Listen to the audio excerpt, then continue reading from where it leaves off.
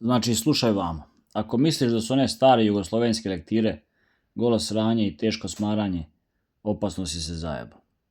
Brat Anto Staničić je tamo 59. godine još izbacio bambusov štap, što mu dođe nastavak onog čuvenog malog pirata. I priča je zapravo teška ludnica. Evo o čemu se radi.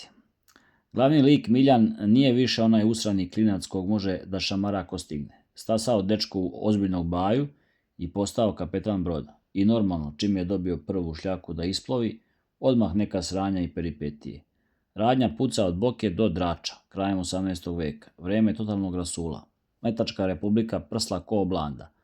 Turci i Austrijanci se jebu za teritoriju i prevlast, a naš Miljan samo gleda kako da izvuče živu glavu, sačuva čast i odradi posao. Sad, koji će mu kurac bambusov štap? To je glavni zaplet. Zvuči kao rekvizit za nekog dedu sa išijasom, zar ne? Ali, pazi foru. Zaskoče njega na kvaru neki plaćeni bilmezi, misleći, evo ga, sam je, sad ćemo da mu jebemo majku. Miljan kod sebe fura samo taj štap, čisto onako iz kurtoazije, kao moli detalj da ispadne gospodin čovjek. Kad ono, međutim. Brat iz tog štapa izvlači jednu skrivenu oštricu i kreće da ih seče, probijajući sebi put do slobode. Bukvalno surprise motherfucker moment. Da ne bude da je sve samo klanje, jedrenje i politika, kapetan se uvalio i ozbiljan ljubavni trogao, ne zna gdje bije.